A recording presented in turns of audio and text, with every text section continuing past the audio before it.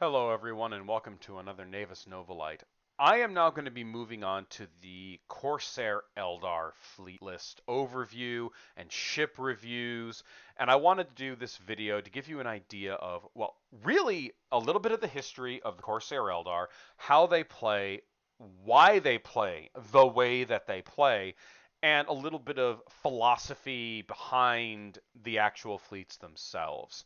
Because there's a lot of misconception about how the Eldar function in Battlefleet Gothic. There's a lot of misunderstanding, and there is this concept that they are somehow unbalanced or just like criminally maligned when it comes to the overall playing of Battlefleet Gothic.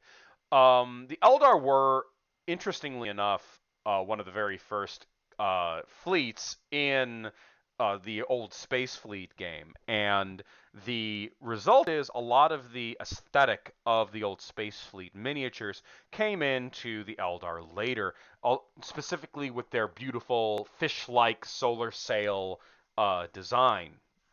Now, if I wanted to talk about how the Eldar function in Battlefleet Gothic, the fastest way to describe it is take the rules of the game of Battlefleet Gothic, all of them, from ship movement to leadership to firing of weapons to launching of ordnance and how ordnance work, discreetly put it into a box, tape the box up, and throw it in the garbage. Because the Eldar follow none of those rules. They follow their own rules. And when you play Eldar, you're going to have this weird feeling of, am I playing the same game as everybody else in this game? And the answer is yes, but no. Because when the Eldar were made, the creators of the game wanted them to feel like they were actually more advanced than the other fleets in play, and they wanted the player to have that taste of the Eldar are not just 100 years more advanced than humanity, they're not just 1,000 years more advanced than humanity, they're several million years more advanced than humanity. And really, the reason why they may lose a fleet engagement is because of their own damn hubris, which, amusingly enough, happens a lot in the tabletop game because Eldar players are notorious, and I know this for a fact. I'm an avid Eldar player. We get overconfident and we get overly reliant on our defenses, and then we get our basically get our fertilizer kicked in really hard, and we deserve it every time it happens. So, when you are facing an Eldar player, recognize that the Eldar fleet is one of the oldest fleets in the game. It's not like it hasn't been playtested into the ground. When Battlefleet Gothic was made, it was made by playtesting constantly. So it's not like they just stapled it on. No, the creators of the game did what they did with the Corsair Eldar and later the Craft World and Dark Eldar for a very specific reason. The reason being the Eldar may have problems on the battlefield on a planet surface, but in space they are among the finest starfarers in the galaxy, with no question about it. Now, if you go to Black Library, I'm reasonably convinced that the writers of Black Library have been smoking something extremely illegal for a very long time because, well, predictably, if it's not Imperial, it's not a good thing, despite the fact that, for some reason they don't understand that having a multi-million year technological advantage usually implies that you're going to know what you're doing, and the answer is never, I'm going to ram my battleship into the enemy battleship when I can do more damage just by shooting the stupid thing. But hey, anything for a narrative. When it comes to the actual functionality of the Eldar on the board, the first thing that new players will find is that they kind of move like shoals of fish. They move left and right at weird angles and at weird times. They dart, they weave, they can go into nooks and crannies that other fleets can't get to. And when they attack with the savagery of a barracuda or a great white shark. They can destroy enemy battleships almost instantaneously if their positioning is right. So what's the balancing factor then? If they have incredible defenses, they have a 2-up save against most things in the game. So, most things in the game just they basically, scoff. Like, "Oh, the enemy Imperial player took, 5 Nova cannons. Oh well, who cares? We have a 2-up save against it. We're Eldar." So, what's the balancing factor? Well, the principal balancing factor is the Eldar are made of tissue paper. Their ships are made of paper mache, and it's wet paper mache. If you so much as look at them with a battery system, anything that uses the gunnery table, they fold faster than a bad hat of poker.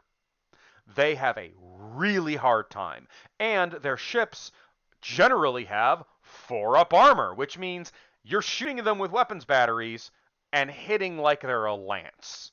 So it's really easy to hit them.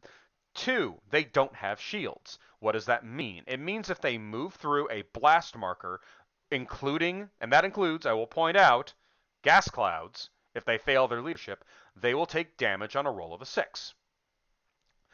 That one damage can be catastrophic because they're so fragile that they suffer crits on a 4+, which means any weapons battery that you shoot at them is effectively a Space Marine bombardment cannon.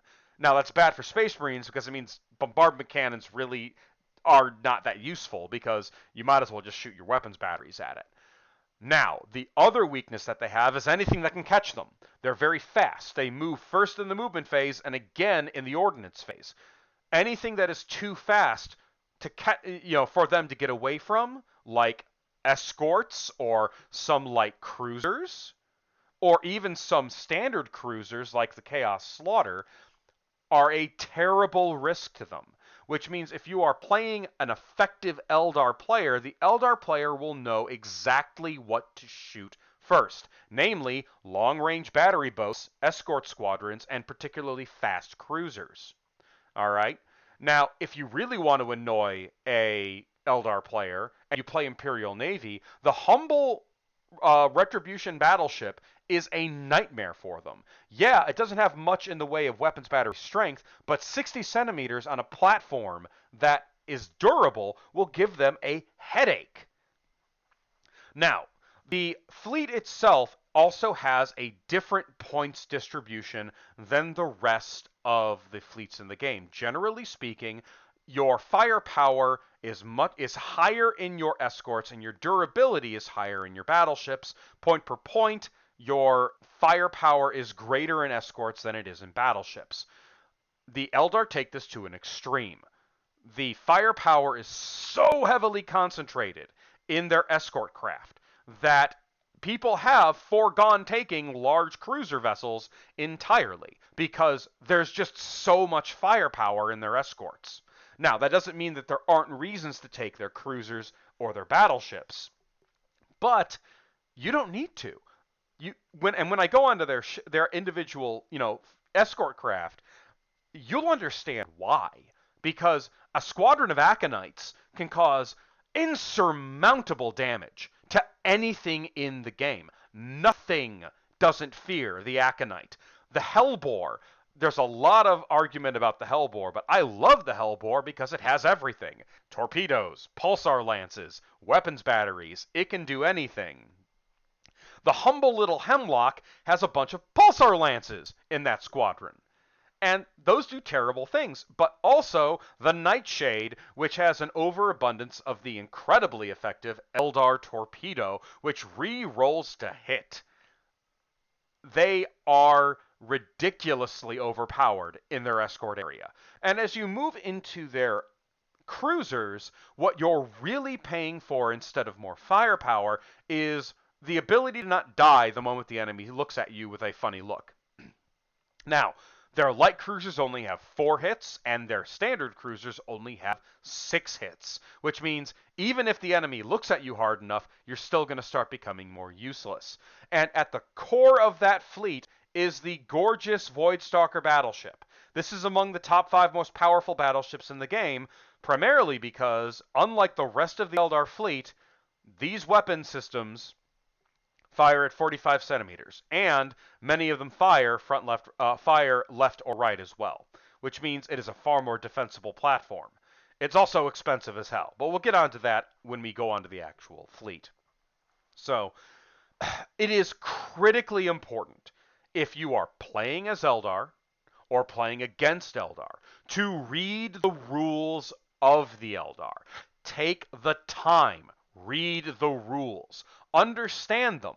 Because if you are just going in expecting to win and you don't know anything about what that fleet can do, you're going to get your booty slapped. You're going to get your butt kicked. Your ass will be blasted. And you're going to go around saying that the Eldar are overpowered and there's no way to beat them, despite the fact that every single fleet in the game has a viable option against the Eldar.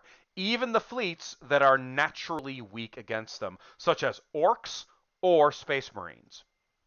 So, they are not unbeatable. And in fact, they are quite balanced so long as you do your homework. And yes, everyone should be expected to read up on all of the possible fleets that they could potentially encounter. You know, not reading something is not an argument for something being overpowered. So, that's the brief overview of the Eldar fleet. I'm going to be moving on to the individual ships now. I'll see you all again in those videos.